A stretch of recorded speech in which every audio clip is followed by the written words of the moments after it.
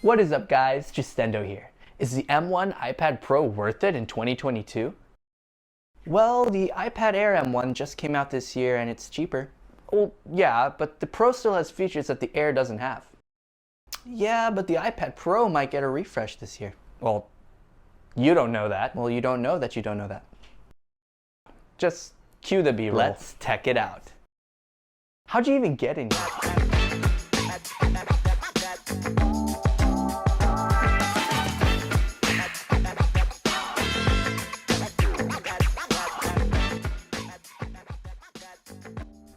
When it comes to tablets, there isn't much I would change about the design of the iPad Pro.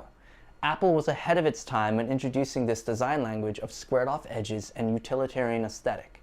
This is proven in the fact that the original design was actually introduced in 2018 and has stuck around ever since with only incremental cosmetic changes to the cameras.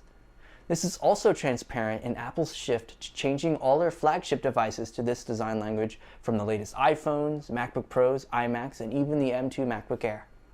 It feels ultra premium and of high quality, two factors that Apple products typically pride themselves in. The aluminum chassis makes it lightweight but durable. The highlights of this iPad is the Face ID built into whatever little bezel is left, and the best part is that the Face ID works in any orientation, whether the iPad is upside down, vertical, or landscape. The other much appreciated feature is the USB-C port, which I heavily believe should be in all their products. The iPhones. The USB-C in the M1 iPad Pro models also have higher data transfer speeds, as they are now Thunderbolt and USB 4 supported. The Apple Pencil 2 is also a major improvement over the original, as it charges magnetically to the side of the iPad. Seriously, what were they thinking with the way the last Apple Pencil charged? As much as I adore this company, there are two design decisions I am unable to defend, and that is one of them. The almost all-screen design that Apple calls Liquid Retina still holds up in 2022 and is sharp at 264 pixels per inch. The model I chose was the 11-inch model, as it struck a balance of being big enough for productivity but still small enough to fulfill my tablet needs. If you opt for the 12.9-inch version, it will have a newer screen tech with built-in mini LEDs that offer better HDR and deeper blacks close to that of OLED, but at the cost of a heftier weight to the device, as well as a heftier price tag. Aside from the improved speakers and screen, the 11-inch and 12.9-inch share all features including performance. Speaking of the performance, let's just say that the iPad Pro has a chip that is currently overkill for a tablet, or to better phrase it, a tablet that runs iPadOS. While many upgrades have come to iPadOS to differentiate it from iOS in the last few years, it still isn't powerful enough to compete with legacy desktop operating systems like Windows and macOS. One of the key things holding it back is its funky file system and the way it windows applications. For the iPad Air and base level iPad, this is fine, but for something with the Pro moniker, a lot of professionals expect to be able to do everything on this device.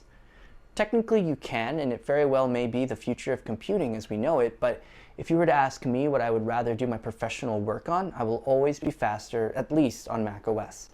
For now, the iPad is definitely an auxiliary device to the Mac, as they complement each other so well. Depending on the profession, you could get away with an iPad Pro, as you can surf the web, do word processing, take notes, draw, design, read emails, and more, but everything requires workarounds and extra steps, making the process less efficient. The M1 chip pretty much obliterates everything I throw at it though, from video editing apps like LumaFusion, drawing in Procreate, editing photos, or playing intensive games like Genshin Impact. The M1 chip, when introduced in 2021, had a lot of people hoping it would get pro apps like Final Cut Pro or Logic Pro.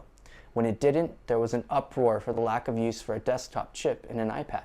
This has recently changed, however, with the introduction of Stage Manager for iPad Pro in iPadOS 16, coming out this fall, along with macOS Ventura.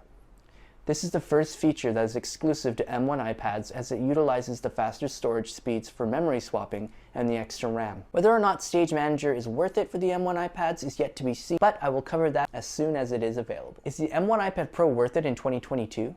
For a long time, the iPad Pro has been more powerful than it needed to be, and for those holding on to iPad Pros from 2018, you can still get by just fine, aside from the aging battery life. For new iPad buyers, the cost of getting an M1 iPad Air is cheaper, and it has a very similar screen size at 10.9 inches, but doesn't have the improved speakers, ProMotion, 120Hz display, and the LiDAR camera.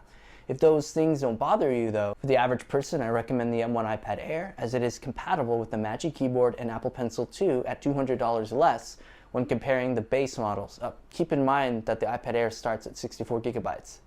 For those wanting a bigger screen with mini LED, the iPad Pro 12.9 inch is your only option, but beware of that $1,100 plus price tag that doesn't include the Magic Keyboard or Apple Pencil add-ons. The 11-inch iPad Pro is left in this weird middle ground, which I only recommend if you're already in the process of buying the M1 iPad Air, but we're spending more money to upgrade the storage configurations. The iPad Pro 11-inch M1 starts at $799, 128 gigabytes, while for $50 less, you can get an iPad Air M1 with 256 gigabytes.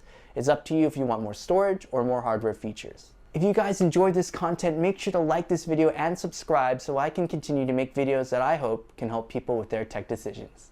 Thank you guys so much for watching, and until next time.